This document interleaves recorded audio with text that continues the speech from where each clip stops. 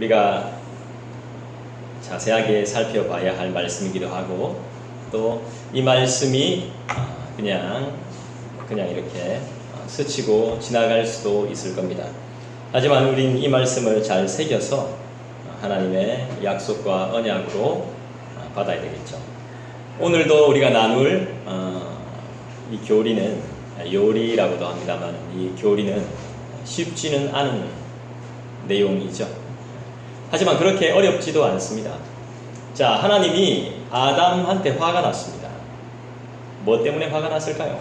하나님이 명하셨습니다. 근데 아담과 하와는 지키지 못했습니다. 자, 사람들한테 화가 났습니다. 하나님이 분노하십니다. 자, 왜 분노하셨을까요? 선악과를 따먹지 말라고 했는데 따먹은 것 때문에 화가 났을까요? 뭐 때문에 화가 났을까요? 물론 그래 하지 말라고 명령했는데도 불구하고 사람들이 지키지 않았습니다. 자, 우리는 이걸 잘 알아야 됩니다. 하나님이 우리에게 화가 나시고 우리에게 분노하시고 우리에게 심판하시는 이유는 선악과를 따먹었기 때문이 아닙니다. 그 죄를 범했기 때문이 아니에요. 물론 그 죄는 범하면 안 됩니다. 내게 아니기 때문에. 내 것이 아닌 것을 따먹는 것은 엄연히 죄고 하나님이 기뻐하시지 않습니다. 그렇지만 더 나아가서 우리가 살펴봐야 되는 것은 하나님이 명령하신 것을 우리가 따르지 않았다는 것입니다. 결국에는 불순종했다는 것입니다. 순종하지 않았다는 것이죠. 먹은 것보다 말을 지키지 않은 것. 똑같죠, 어떻게 보면. 근데 우리는 더 무게를 실어야 되는 것이 뭐냐 하면 그 명령을 지키지 않았다는 것. 하나님의 말씀을 무시했다는 것. 우리가 부모로서 자녀들에게 가장 화가 날 때가 언제입니까? 언제예요? 내 말을 듣지 않을 때, 들어주지 않을 때, 순종해주지 않을 때. 그러니까 성경에도 보면 순종이 제사보다 낫다는 말이 있잖아요. 하나님은 어떻게 보면 제사를 드리는 것보다, 재물을 잡는 것보다, 동물을 드리는 것보다 뭘 더 중요하게 생각하시죠? 순종을 더 중요하게 생각하시죠. 그래서 죄라고 말하는 것은 바로 불순종이라는 사실을 알 수 있습니다. 옛날에 보면 고대 때는 우리는 지금 계약을 맺을 때 어떻게 계약을 맺죠?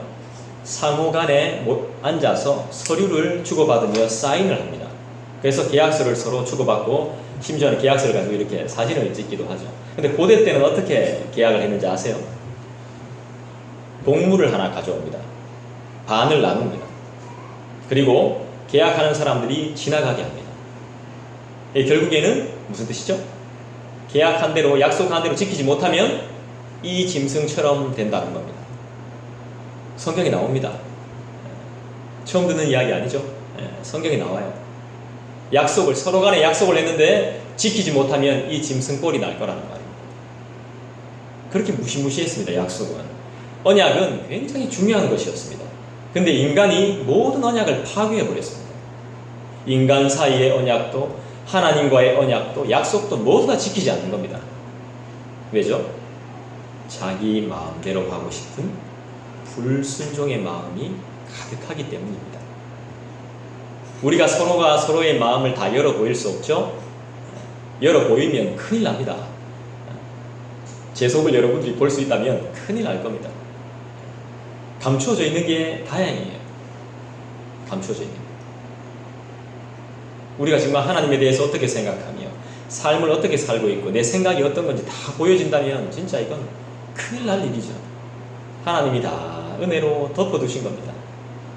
인내하시고 봐주시고 용서해 주시고 또한 사랑해 주시고, 이 놀라운 은혜가, 이런 은혜가 어디 있습니까? 우리는 이미 하나님과 은혜의 언약을 체결한 사람들입니다. 우리는 상호 협약하지도 않았습니다. 일방적으로 하나님이 그런 언약을 만들어 주신 거예요. 왜요? 하나님은 창조자이시고 우리는 피조물이기 때문에 우리는 하나님의 일방적인 언약을 듣습니다. 그러니까 일방적으로 나아가야 됩니다.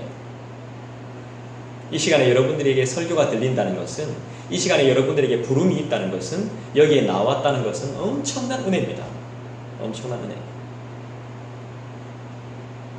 아무나 이 설교를 들을 수 있는 게 아닙니다. 특히나 제 설교는 조금 어려울 때가 있습니다.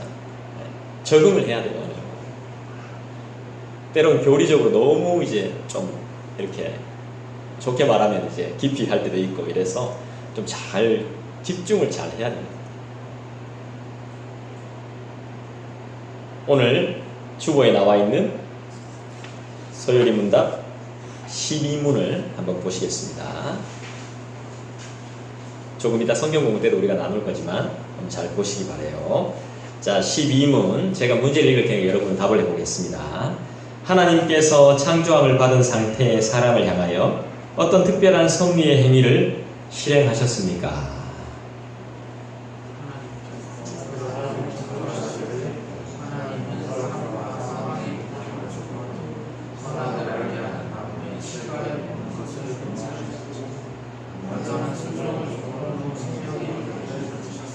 네, 어렵죠? 무슨 말인지 잘 모르겠죠? 네, 굉장히 어렵습니다. 성경을 알고 또 성경을 이해하고 성경에서 나오는 주제들을 이해한다는 것이 하나님의 의도와 뜻을 이해한다는 것은 상당히 어렵습니다. 여러분, 사랑을 어떻게 표현할 수 있습니까? 사랑하면 보이는 게 아닌데 사랑을 어떻게 말할 수 있죠? 이렇게 안 하면 사랑하는지 모르잖아요. 이렇게 안 하면 사랑하는지 몰라요. 사랑은 우리의 말과 행동을 통해서 드러나요. 진짜 사랑하는지 안 하는지. 우리의 말과 우리의 행동을 통해서, 언행을 통해서 사랑이 드러나게 되거든요. 사랑이 어렵습니다. 사랑을 설명하는 게 어려워요. 성경에는 사랑은 오래 참고 온유하며 교만하지 아니하며 자랑하지 아니하며 덮어주고 인내하며, 성경에 그렇게 나오죠. 사랑을 하나로만도 막 엄청난 양의 시기하지 아니하며 불의를 생각지 아니하며 얼마나 많습니까? 하나님의 섭리에 대해서 이야기할 때, 하나님의 작정과 예정에 대해서 이야기할 때 얼마나 어렵습니까? 하나님의 말씀을 모르면 이 모든 것들을 이해하고 해석하기가 쉽지 않습니다. 성전에서 제사를 드리다가 하나님을 만난 이사야 선지자는 고백합니다. 이사야 6장에 어떻게 고백하냐 하면, 화로다 나여 망하게 되었도다. 제사를 드리다가 하나님을 만난 이사야의 고백이 뭡니까? 화로다 나여 망하게 되었도다.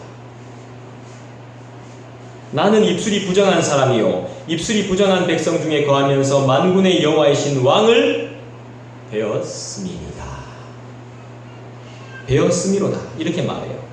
하나님을 사랑하고 경외하면서 예배를 드리던 이사야가 하나님을 만나고 고백하는 말이 참으로 이해할 수 없는 말이죠. 어떻게 말합니까? 하나님을 만나면 정말로 좋고 기뻐해야 될 것 같은데 이사야는 하나님을 탁 경험하고 나서 뭐라고 말해요? 화로다 나여 망하게 되었도다. 이 말이 무슨 뜻일까요? 예배는 하나님을 만나는 시간인데 실질적으로 하나님을 경험하게 되니까 화로다 나여 망하게 되었도다. 이사야가 이렇게 고백합니다. 탄식하고 있습니다. 왜 이사야는 하나님을 만났는데 자신이 망할 것 같은 그런 절망함을 느꼈을까요? 이 이사야 6장에 나오는 말씀입니다. 그럼 바로 절대자이신 하나님 앞에 이사야 자신이 느낀 무한한 두려움 때문이죠. 입술이 부정한 사람이고 입술이 부정한 중에 거하면서 만군의 여호와이신 왕을 배웠죠. 한마디로 자기는 부정한 사람입니다. 우리는 어떻습니까? 주님을 경외함으로 죄인인 우리에게 다가오시는 주님을 향해 두렵고 떨림이 있습니까? 교회가 하나님 말씀인 성경을 잘 모르고 허술한 이해를 가지고 있으면 세상 사람들은 교회를 아주 우습게 생각합니다. 교회는 여러분 특별한 곳이거든요. 하나님은 이사야 선지자가 경험했던 것처럼 너무나 놀랍고 너무나 영광스러우며 우리를 창조하신 창조자이시기 때문에 항상 두렵고 떨리는 마음으로, 긴장하는 마음으로 예배해야 되고 주님을 만나야 돼요. 하나님은, 우리가 섬기는 하나님은 그런 분이세요. 비몽사몽간에 만날 분이 아닙니다. 또렷하게 말씀에 집중해서 이 말씀이 나에게 뭐라고 말씀하시는지를 들어야 됩니다.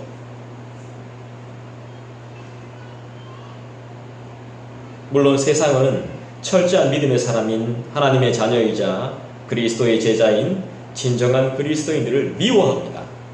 그리고 때로는 두려워합니다. 그리고 때로는 되게 신기하게 생각합니다. 그리고 때로는 핍박합니다.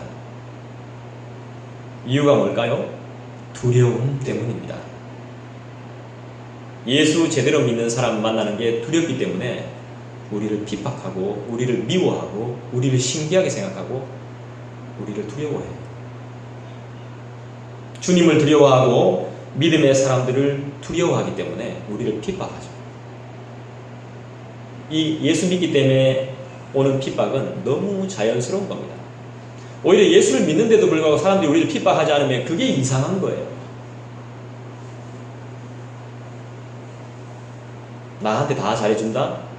그건 내가 예수 믿는 것을 드러내지 않았습니다. 내가 예수 그리스도의 제자이고 그리스도의 길을 가는 사람이라는 걸 보여주지 않았기 때문에 나를 굉장히 잘해주는 겁니다. 나한테. 우리 그리스도인들이 사랑이 더 없을 수 있습니다. 기도할게요. 기억할게요. 말뿐인 것 같아요. 왜냐하면 우리는 믿는 구석이 있기 때문에 그렇습니다. 예수라는 그분이 예수를 믿기 때문에 그분이 책임져 주실 거라는 걸 알고 우리한테는 한계가 있다는 걸 알아요. 근데 세상 사람들은 그렇지 않아요. 그 안에 신이 없기 때문에 더 잘해줘요. 더 챙겨줘요. 그러다가 어떻게 하죠? 더 우리를 갈굽니다. 챙겨줬는데 안 주거든. 기브앤 테이크 해야 되는데 안 주거든요. 결국에 우리를 더 싫어해요. 잘해준다고 좋은 거 아니에요. 우리도 그만큼 해줘야 돼요. 근데 우리가 받기만 하면 나중에는 반드시 우리에게 뭐라 해요? 뭐 없다고. 세상이 교회를 두려워해야 됩니다. 근데 우리는 반대로 교회가 세상을 두려워합니다. 그런데 오늘날의 교회는 참 가난하고요. 비참할 때가 많습니다. 너무나 허술하다는 것을 부인할 수가 없습니다. 간절함이 많이 사라졌기 때문이죠. 간절함. 그러면 안 됩니다. 승리할 수가 없습니다. 간절함이 사라지면 승리가 없습니다. 집니다. 지고 말아요. 승리는 그림의 떡입니다. 간절함이 없이는. 교회는 어떤 곳입니까? 누군가 그리고 몇몇 사람들의 힘과 열정과 돈을 가지고 성장시키고 세운다는 것은 교회가 아닙니다. 그런 모임이 아니에요. 오늘날 많은 사람들이 큰 오해를 하고 있죠. 이것이 교회를 얼마나 비참하게 만들며 교회가 그리스도의 몸임을 생각하면 예수 그리스도를 얼마나 모욕하는 행위인지 생각하지 못하고 있는 것이죠. 우리 교회는 교회 이름이 행복한 언약교회입니다. 해피 카버넌트 처치. 교회는 언약 공동체입니다. 저는 언약을 믿습니다. 요즘 언약 세미나, 언약 이런 거 많이 하는데 구속사 세미나 이런 거 많이 하는데 그런 거하고 차원이 다릅니다. 성경에 나오는 언약을 잠깐 여러분들에게 소개시켜 드리겠습니다. 구약 속에 나타난 언약을 보면 은혜 언약이 있죠. 창세기 3장에. 그 다음에 노아의 무지개 언약이 나옵니다. 하나님이 노아하고 약속하죠. 그죠? 다시는 물로 심판하지 않겠다. 노아의 무지개 언약이 등장해요. 창세기 9장에 등장하죠. 그 다음에 아브라함하고 만나서 아브라함하고 언약을 맺습니다. 하나님 12장에 등장합니다.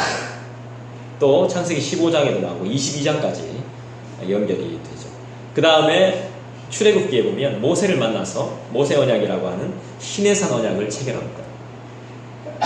성경은 전부 약속의 연속이에요. 언약, 약속, 언약, 약속. 전부 다 약속입니다. 그 다음에 그것뿐입니까? 아니죠. 다윗을 만나죠. 하나님이 다윗과 또 언약을 체결합니다. 그 다음에 또 언약을 파기하시는 모습도 나타나죠. 또 그 다음에 언약을 갱신하는 예레미야와의 새 언약. 여러분 성경은 누가 썼습니까? 약 40인의 저자가 성경을 썼죠. 하나님이 기록하신 부분이 있습니다. 하나님이 쓴 성경이 있어요. 뭘까요? 10계명입니다. 10계명. 하나님이 직접 써주셨습니다. 대필하지 않은 거예요. 인간의 손을 빌리지 않았습니다. 하나님이 돌에 직접 새겨서 준 거예요. 언약이 언약. 율법은 언약입니다. 우리가 지켜야 해요. 우리를 위해서. 로마서에서 말하는 율법은 바리새인과 사두개인들이 만든, 인간들이 만든 율법을 말하는 것이고, 진짜 율법은 모세 언약을 말하는 겁니다. 신약에는 어떤 언약이 나타나죠? 예수님께서 피로 세우신 언약. 그 피로 세우신 언약. 피는 뭡니까? 생명이죠. 그래서 피째 먹지 않습니다. 피는 생명이기 때문에.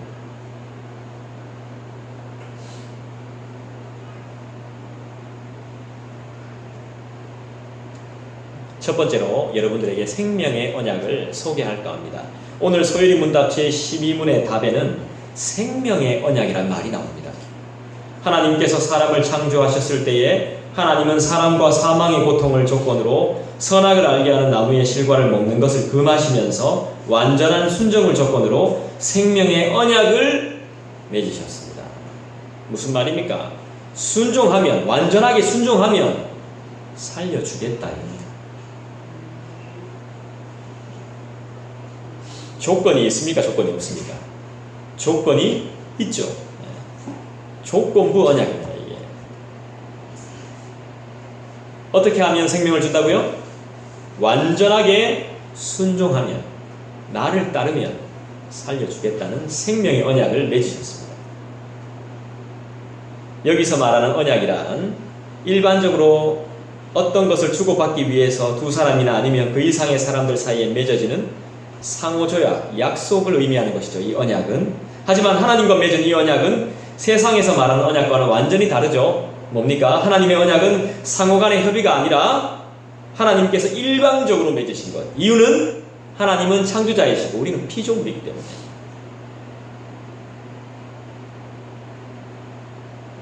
이 언약은 하나님과 인간 사이에 맺어진 최초의 언약입니다. 최초의 계약. 선하신 하나님과 인간 사이의 관계를 규정하고 또한 유지시키기 위한 유일한 방법이자 안전장치인 거죠. 안전장치. 결국 우리를 위해서 만들어 놓으신 언약입니다. 또 모든 인류의 후손들에게 하나님에 대한 인간의 기본 자세인 순종의 정당함과 그 결과의 엄중함을 밝히고 있는 최초의 법. 이 언약법은 예수 그리스도와의 연합을 통해서 새로운 구원의 법의 효력 아래 있지 못한 사람들, 불신자들에게는 지금도 적용되고 있는 살아있는 언약법이 되는 것이죠. 창세기 3장에서 인간들에게 선언된 전인격적인 심판의 정당하고도 유일한 법적인 근거도 여기에서 나온 것들입니다. 결국 성경의 언약은 실제로는 하나님께서 자녀인 우리들에게 이렇게 하시겠다는 자기 맹세의 표시인 것이죠. 내가 이렇게 하겠다. 자기 스스로께서 맹세하시는 것. 네가 이렇게 하면 내가 이렇게 해주겠다. 분명하게 우리한테 원하시는 건 단 한 가지. 이렇게 했을 때, 이렇게 하면 나는 반드시 그렇게 해준다. 이것을 신학적인 용어로 생명 언약이라고 하는 겁니다. 또 아담 언약이라고도 합니다. 때로는 약간 이제 좀 변화가 있어야 되겠지만 은혜 언약이라고도 합니다. 은혜 언약에 대해서 제가 조금 이따가 다시 조금 더 보충해서 설명을 드리도록 하겠습니다. 하나님은 이런 놀라운 은혜의 언약을 다른 피조물들에게는 허락하지 않고 누구에게 허락하셨습니까? 이럴 땐 여러분들이 나라고 말해야 됩니다. 나. 우리라고도 말할 필요 없이 나. 이 언약을 지금 듣고 있고 이 언약의 말씀을 보고 있는 나. 비록 불순종했지만, 비록 망가졌지만 나에게 언약하십니다. 하나님은 이 생명의 언약도 우리가 못 지키다는 걸 이미 알고 있습니다. 못 지킬 거라는 거. 이 단순한 것도 못 지킬 거라는 걸 알고 있어요. 그래서 이 언약을 생명의 언약, 다윗의 언약이라고 말하지만 은혜의 언약이라고 말해요. 사실 저도 약속을 많이 했는데 지킨 게 많이 없는 것 같아요. 반드시 내가 그렇게 하겠다. 약속하겠다 했는데 많이 어겼습니다.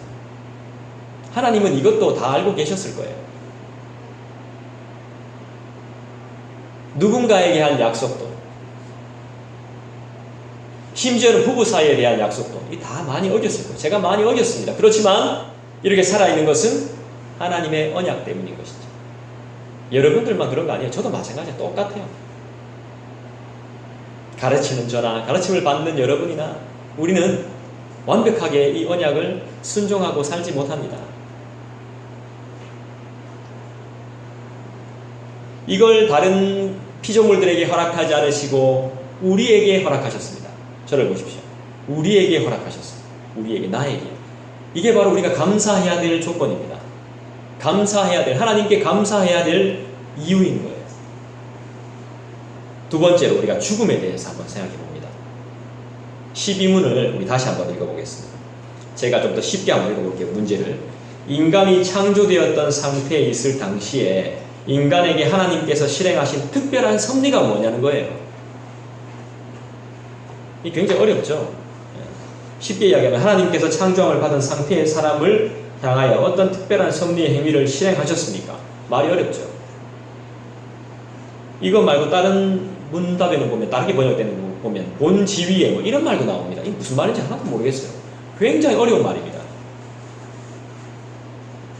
쉽게 이야기하면 인간이 창조되었던 상태에, 하나님이 만드신 상태에 있을 당시에 인간에게 하나님께서 실행하신, 하나님이 만들어 놓으셨을 때 하나님께서 인간에게 실행하신 특별한 섭리가 뭐냐는 것이죠. 지난주까지 우리가 섭리가 뭐라는 걸 배웠죠? 보존, 통치, 다스림. 섭리, 하나님의 섭리는 우리를 보호하시고 우리를 보존하시고 우리를 통치하시고 우리를 다스린다는 것. 그러니까 우리가 하나님의 통치와 하나님의 다스림을 받고 있다면 이곳이 하나님의 나라가 되는 것이고, 그걸 받지 못하고 있다면 이곳이 지옥이 되는 것이죠. 내가 진짜 못 빠지게 고생하면서 일해도 그곳에서 내가 하나님을 기억할 수 있다면 그곳이 하나님의 나라인 것입니다.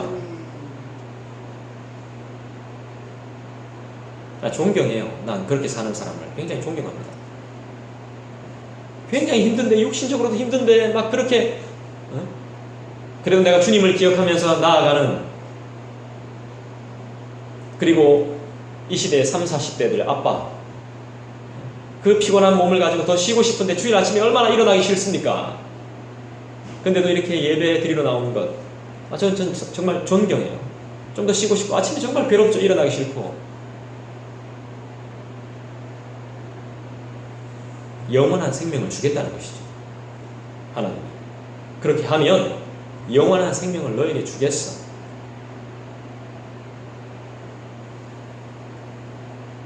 하나님은 죄에 대한 형벌이 죽음임을 경고하셨습니다. 죄를 지으면 죽는다고 말했습니다. 죄의 싹은 사망이다. 분명히 성경에 나와 있습니다.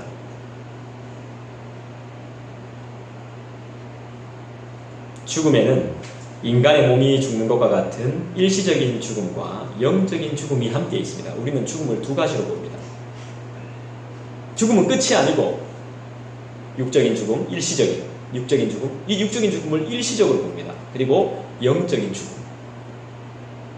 그래서 아담과 하와는 불순종 이후부터 항상 죽음의 가능성 아래에 놓이게 되었습니다. 죄를 지으면서 항상 죽음의 가능성에 놓이게 되었다고. 근데 사실 죄를 지으면 그게 죽는 겁니다.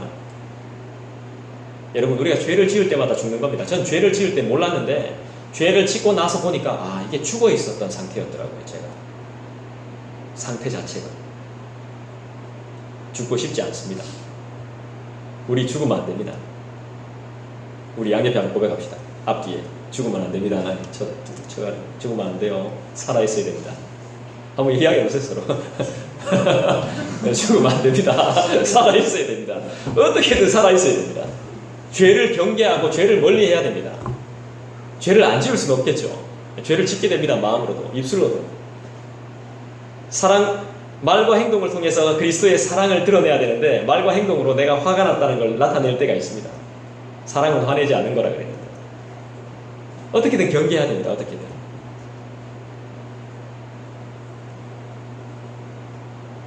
영적인 죽음은 영원히 하나님으로부터 분리돼서 하나님의 형상을 잃어버리는 상태를 말합니다. 영적인 죽음은 인간이 안락하고 아름다운 하나님의 존전 그리고 지속되는 그분의 영광에서 제외되어 있는 상태. 죄를 지으면 1군에서 제외됩니다. 레귤러 멤버에서 제외됩니다. 2군으로 떨어지고 강등되고 3등으로 떨어지고 메이저에 못 가고 마이너에 있어야 됩니다.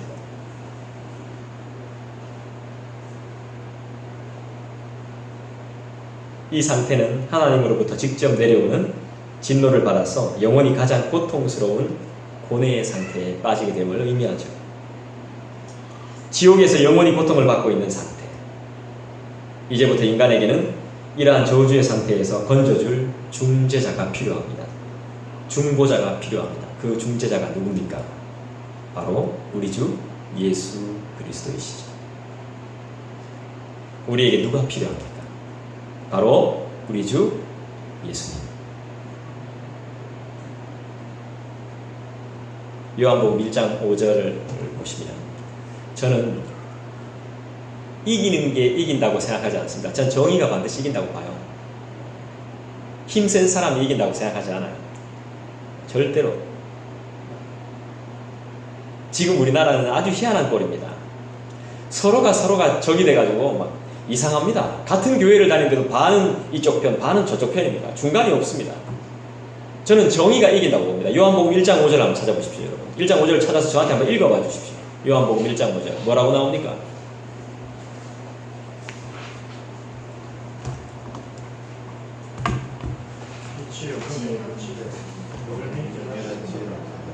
맞죠? 빛이 어둠에 비치되 어둠이 깨닫지 못하더라. 이 무슨 말씀일까요? 빛이 어둠에 비치되 어둠이 깨닫지 못하더라. 저는 반드시 정의가 승리한다고 보거든요. 반드시 하나님의 빛이 승리한다고 봅니다. 어둠은 절대로 깨달을 수 없습니다. 빛인지도 모릅니다. 나를 보내신 이가 나와 함께 하시도다. 나는 항상 그가 기뻐하시는 일을 행함으로 나를 혼자 두지 아니하셨느니라. 빛이 우리한테 늘 있었단 말입니다. 어둠 가운데 있었지만 빛이 있었어요. 어둠이 그것을 깨닫지 못할 뿐이죠. 예수님이 이렇게 말씀하셨습니다. 요한복음 8장에 나를 보내신 이가 나와 함께 하시도다. 나는 항상 그가 기뻐하시는 일을 행함으로 나를 혼자 두지 아니하셨느니라. 예수님은 분명히 알고 있었습니다. 하나님이 나와 함께 하신다는 것을. 우리만 모르는 거죠. 우리만. 예수께서는 항상 아버지가 기뻐하시는 일을 했습니다.